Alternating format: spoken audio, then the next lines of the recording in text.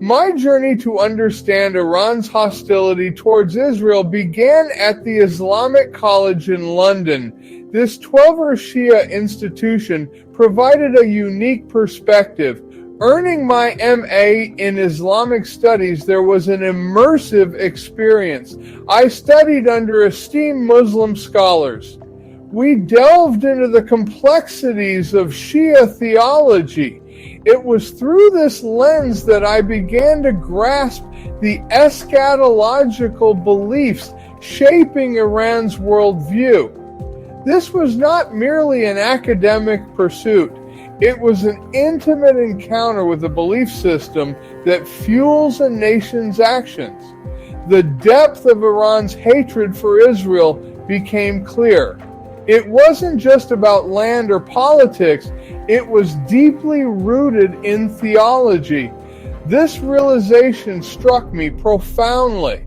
Western analysts often miss this crucial aspect. They focus on political science and historical grievances, overlooking the driving force religion. Iran's leaders see Israel's destruction as a divine imperative. It is a prerequisite for the Mahdi's return, the ultimate messianic figure in Shia Islam. This is not a conflict that can be resolved through diplomacy alone. It requires understanding the theological bedrock upon which it is built. My time at the Islamic College provided me with a unique understanding. Iran's war against Israel is not simply a political struggle. It is a religious crusade fueled by Twelver Shia eschatology.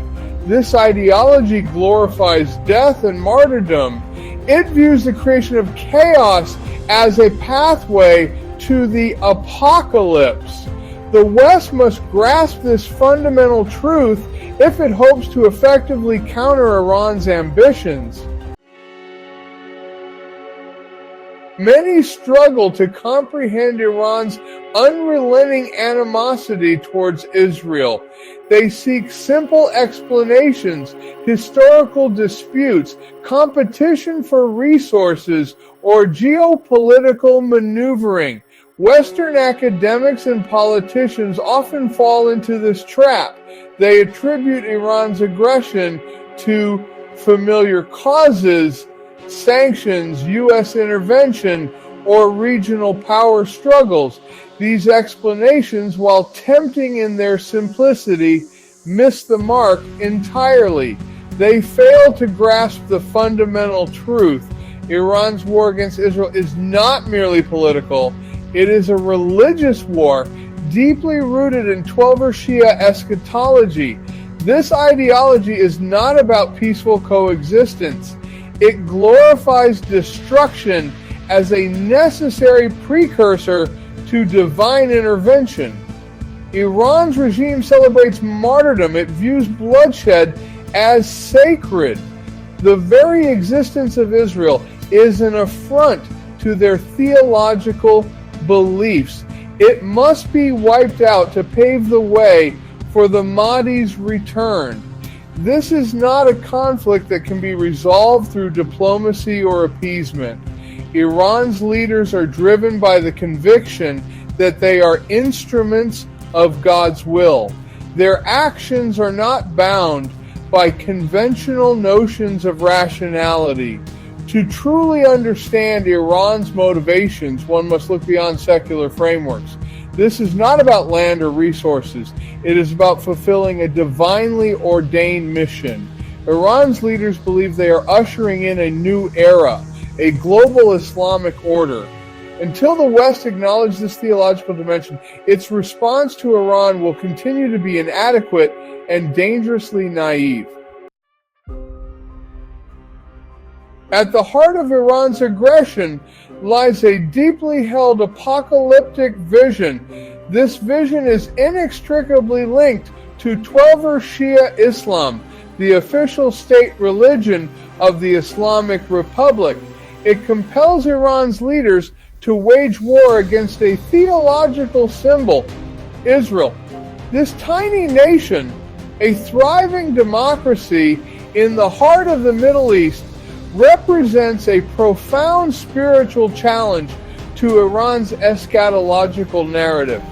The destruction of Israel is not merely a political goal for Iran. It is a divine imperative. It is a necessary step towards fulfilling their ultimate destiny, the return of the Mahdi. The Mahdi is the 12th Imam, a messianic figure who will usher in an era of global justice and Islamic rule. According to Twelver Shia belief, the world must be engulfed in chaos and bloodshed before the Mahdi can emerge. Iran's leaders believe they have a divinely ordained role to play in this apocalyptic drama. They are the instruments of God's will, tasked with preparing the world for the Mahdi's return. Their actions, from funding terrorist groups to destabilizing neighboring countries, are not merely acts of aggression.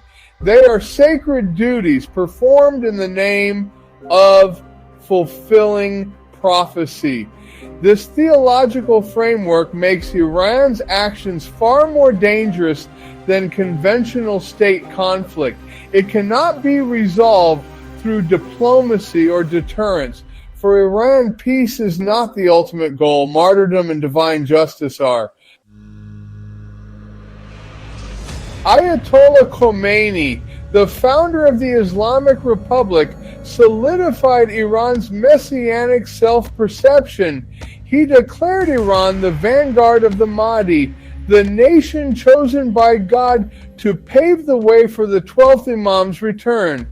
Khomeini viewed the 1979 Iranian Revolution not simply as a political upheaval, but as a cosmic event. It marked Iran's ascent to a pivotal role in God's plan for humanity. This mantle of divine purpose has been inherited by Khomeini's successor, Ayatollah Ali Khamenei. Khamenei continues to portray Iran's military and its network of terrorist proxies as instruments of divine will. The Islamic Revolutionary Guard Corps, IRGC, Iran's most powerful military force, sees itself as the Mahdi's army. This belief system permeates every level of Iran's military and political establishment. It is the driving force behind their actions. They are engaged in a cosmic struggle, preparing the world for the Mahdi's return.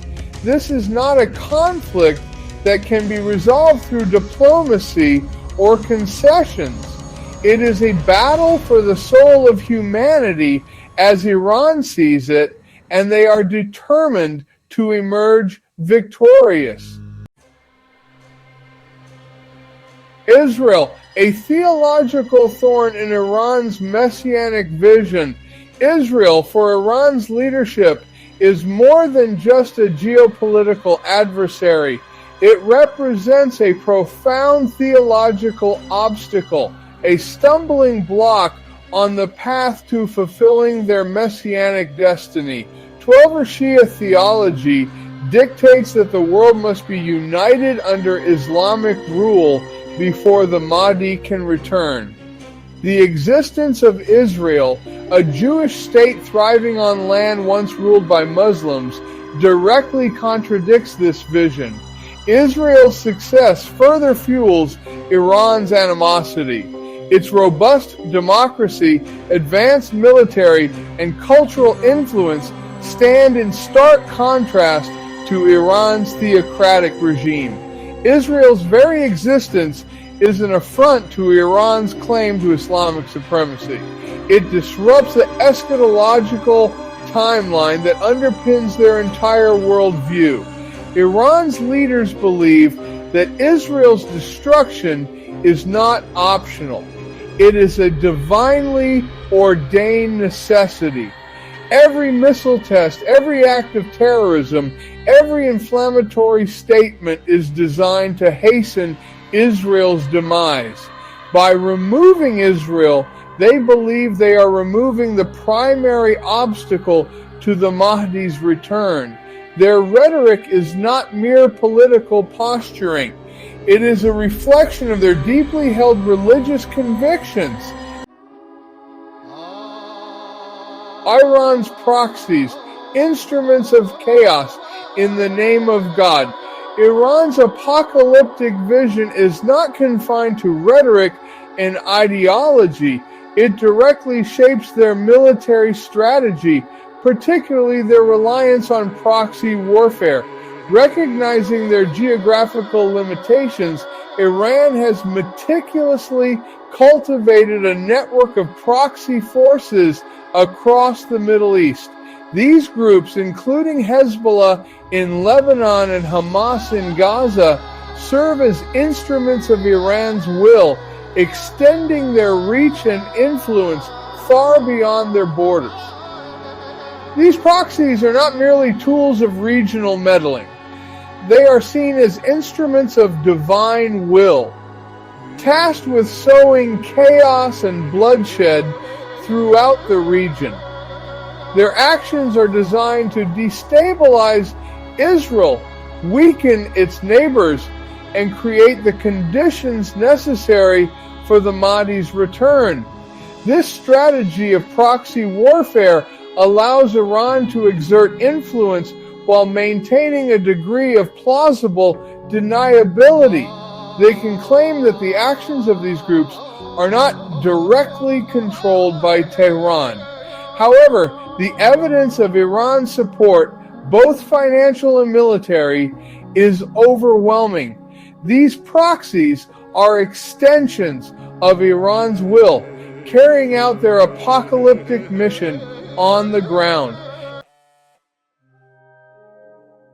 Nuclear ambitions fueling the fire of Iran's apocalyptic vision. Perhaps the most alarming aspect of Iran's eschatological worldview is its relentless pursuit of nuclear weapons. While most nations view nuclear weapons as a deterrent, a last resort in case of existential threat, Iran sees them through a different lens.